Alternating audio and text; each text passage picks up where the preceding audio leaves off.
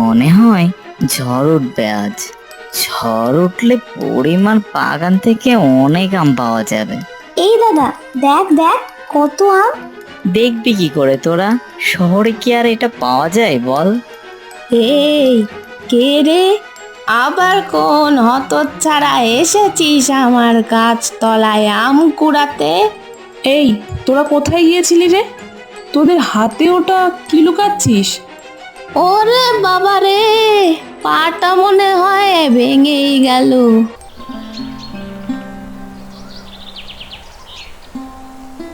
বাচ্চাদের স্কুল ছুটি, এদিকে কত দিন হয়ে গেল কোথাও ঘুরতেই যাওয়া হয় না।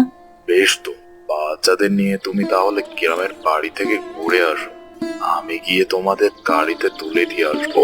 হ্যাঁ, সেটাই বরং ভালো। অনেক দিন হয়ে গেল দেখা হয় না সবার সাথে। কি মজা কি মজা, আমরা ঘুরতে যাব। চল দাদা, আমরা আমাদের ব্যাগটা গুছিয়ে ফেলি। হ্যাঁ, তাহলে চলো। এরপর বাবান ও বাবলি চলে গেল তাদের ঘরের দিকে। তুমিও তৈরি হয়ে নাও, কাল সকাল সকাল আমরা বেরিয়ে পড়বো বলো।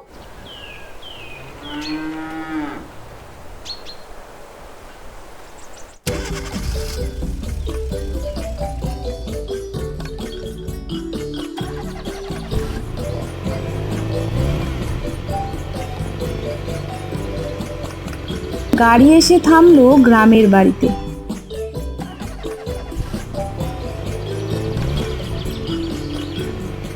গাড়ি থেকে নামতেই মা, ও মা, এই দেখো, জেঠিমা, বাবান, বাবলি সবাই চলে এসেছে। রাজুর মা এগিয়ে এসে বলল, এতদিন পরে মনে পড়লো আমাদের কথা। এবার কিন্তু অনেক দিন থাকতে হবে। বেশ, তাই থাকবো দিদি, কিন্তু এখন তো ভেতরে যেতে দেবে নাকি এখানে দাঁড় করিয়ে রাখবে? এ মা, না না, এসো এসো, ভেতরে এসো সবাই। এরপর সবাই মিলে বাড়ির ভেতরে গেল। বিকালবেলা। মনে হয় ঝড় উঠবে আজ।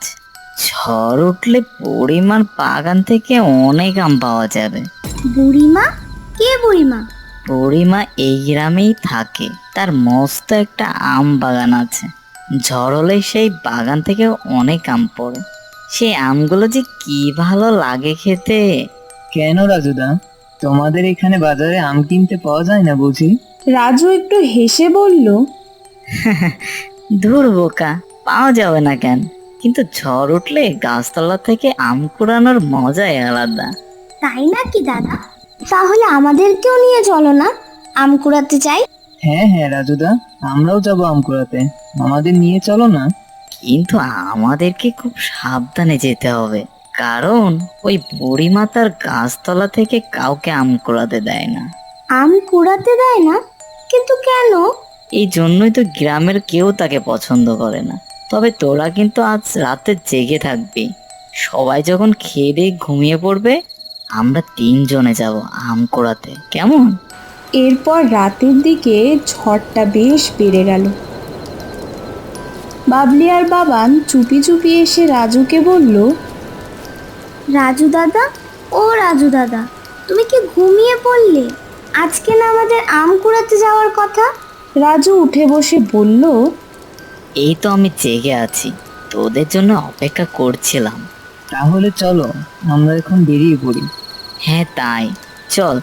তবে খুব সাবধানে, কিন্তু বাড়ির কেউ যেন টের না পায়, কেমন?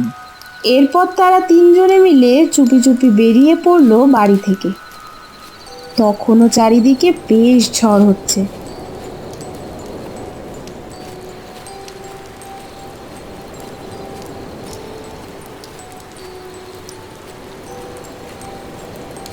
আর কত দূরে সেই বুড়ির বাড়িটা? আমরা কখন আম কুড়াবো? রাজু সামনের দিকে দেখিয়ে বলল, ওই তো সেই বুড়ির বাড়িটা। ওই বাড়ির পেছন দিকেই সেই বড় আম গাছটা রয়েছে। চল চল।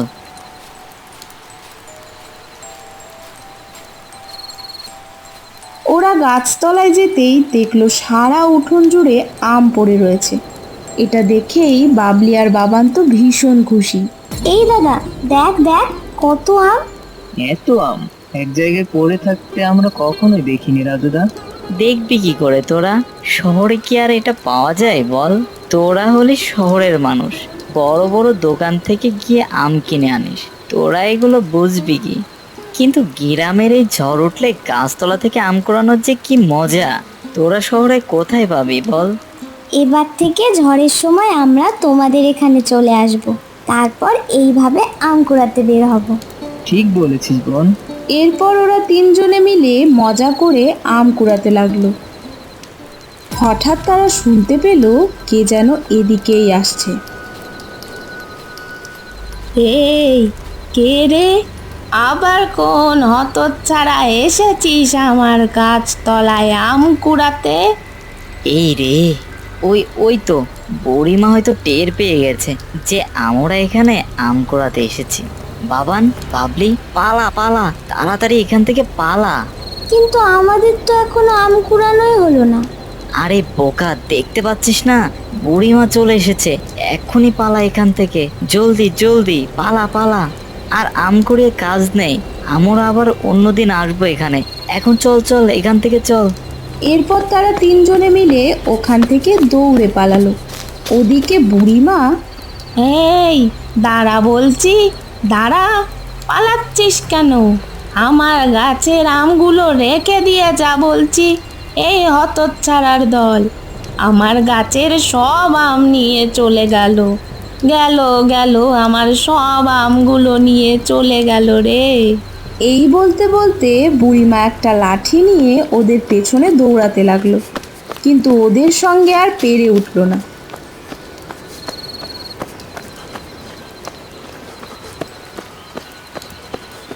অন্ধকারে ওদের মুখটাও দেখতে পারলাম না, নইলে ওদের ব্যবস্থা আজই করতাম। সবার চোখ আমার আম গাছের আমগুলোর দিকে। এই দাদা, দেখ তো বুড়িমা এখন আমাদের পিছু নিয়েছে কিনা। তোকে আর বুড়িমাকে দেখে কাজ নেই, তুই পালা এখন, বাড়িতে সবাই আমাদের খুঁজবে।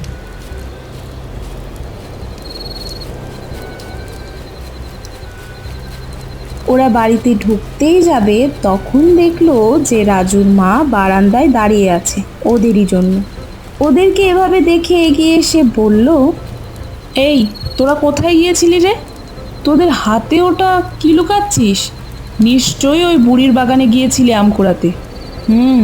ঠিক ধরেছি। কাকিমা, তুমি রাজুদাকে প্লিজ কিছু বলো না। আম কুড়াতে যে আজকে অনেক মজা হয়েছে, আমরা তো এর আগে কখনো আম কুড়াইনি গাছতলা থেকে। বেশ বেশ, এখন আর কথা না বাড়িয়ে তোরা ঘরে আয়, বৃষ্টিতে পুরো ভিজে গিয়েছিস, এরপর তো জ্বর বাড়িয়ে বসবি। ওরা ঘরে ঢুকতেই,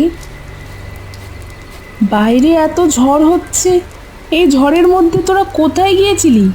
মা মা, জানো তো রাজু দাদা আজকে আমাদের আম কুড়াতে নিয়ে গিয়েছিল। আম কুড়াতে খুব মজা লাগছিল, কিন্তু হঠাৎ একটা বুড়ি এসে আমাদের সব মজাটাই মাটি করে দিল। বুড়ি? বুড়িটা আবার কে? সে আর বলো না, এক বুড়ি আছে, কাউকে কেচ্ছুটি দিতে চায় না। কত রকমের গাছ তার বাগানে, কিন্তু কাউকে তা ফল অবধি দেয় না। এই তো সেদিনের কথা। বুড়িমা, ও বুড়িমা, বাড়িতে আছো নাকি? কে কে ডাকছিস এই অসময়ে? এই যে আমি গো, একবারটি বাইরে এসো না গো বুড়িমা। ও তুই, তা তুই এই অসময়ে আমার বাড়িতে কেন এসেছিস বউ? বলছি কি বুড়িমা, তোমার বাগানের লেবু গাছে তো কত লেবু হয়েছে। তা আমার বাগানের লেবুর দিকে তোর লোভ গেল কেন রে বউ? কি বলবি খোলসা করে বল তো একটু। রাজুর বাবার 2 দিন ধরে ধুম জ্বর, কিছুই মুখে তুলতে পারছে না, তাই ভাবছি লেবু দিয়ে দুটো ভাত দিলে হয়তো। ও বুঝেছি, তার মানে তোর এখন আমার বাগানের লেবু চাই, তাই তো? না না, ওসব হবে না বউ। লেবু খাওয়াতে ইচ্ছে হলে বাজার থেকে কিনে এনে খাওয়া গিয়ে। জানো তো কাকিমা, আজ ওই বুড়িমা একটুর জন্য আমাদের দেখতে পায়নি, উনি আসতে আমরা দৌড়ে পালিয়েছি। এই বাবলি, এই চুপ চুপ, মাকে বলিস না, তাহলে আর আমাদের যাওয়া হবে না। হয়েছে, আর কথা না বাড়িয়ে ঘরে গিয়ে ঘুমিয়ে পড়ো সবাই। কয়েকদিন পরে সারা আকাশে কালো মেঘ, জোরে বাতাস বইছে।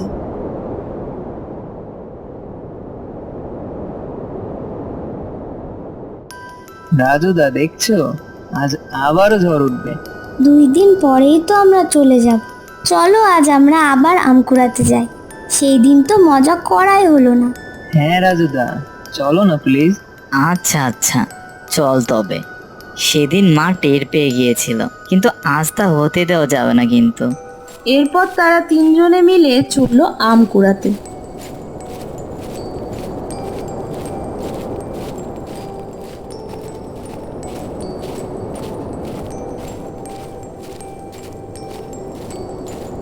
আগের দিনের মতোই তারা গিয়ে দেখলো গাছতলায় আম পড়ে রয়েছে। বাবলি যখনই একটা আম তুলতে যাবে আর তখনই বুড়ি মায়ের গলা। এই তো ধরেছি হাতত ছাড়াগুলোকে। তোরাই তো আগের দিন এসেছিলি, তাই না? হ্যাঁ, আমি ঠিক ধরেছি। রাতের বেলা আমি চোখে না দেখলেও গায়ের গন্ধ শুকে ঠিক বুঝতে পেরে যাই।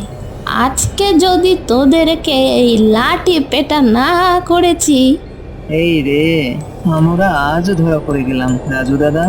হ্যাঁ বাবান, পালা পালা, এখান থেকে বাবলিকে নিয়ে পালা। আজ বুড়িমা দেখে নিয়েছে আমাদের, পালাতে হবে এক্ষুনি, এক্ষুনি পালা তোরা। এই বলে তিনজনে দৌড়াতে লাগলো, আর বুড়িমা দৌড়ালো ওদের পিছনে লাঠি নিয়ে।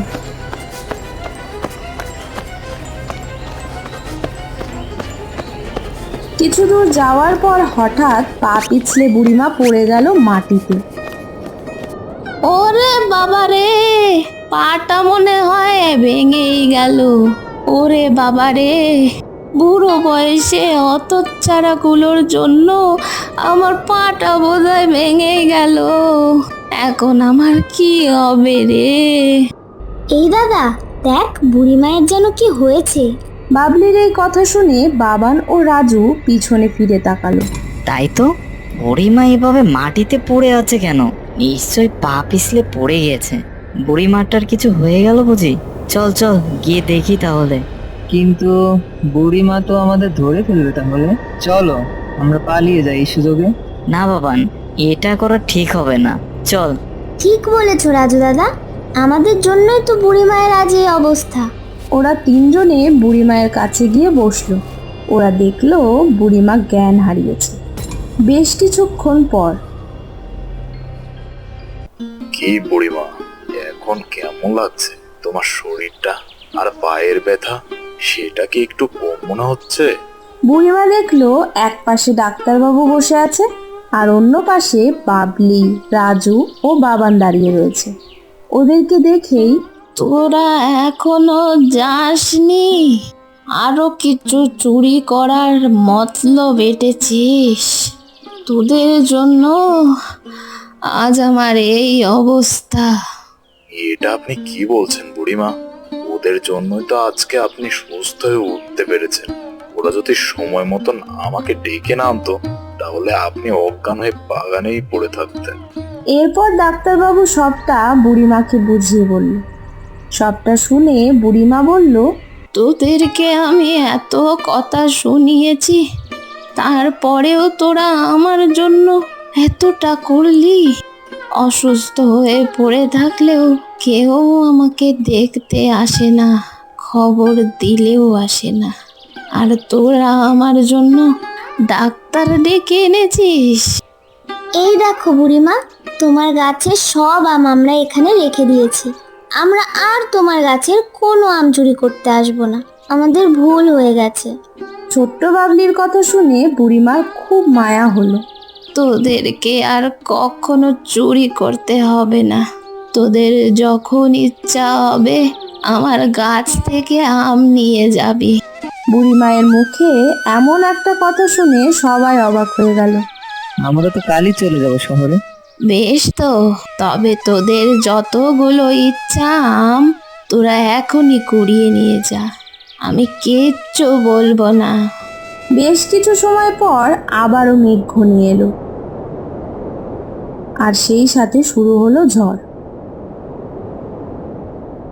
ওই দেখো রাজু দাদা, বাইরে আবারও ঝড় উঠেছে। চলো আমরা আম কুড়াতে যাই। তো বন্ধুরা, কেমন লাগলো আমাদের আজকের এই গল্পটি? ভালো লাগলে অবশ্যই আমাদের চ্যানেলটিকে সাবস্ক্রাইব করে দিও। ধন্যবাদ।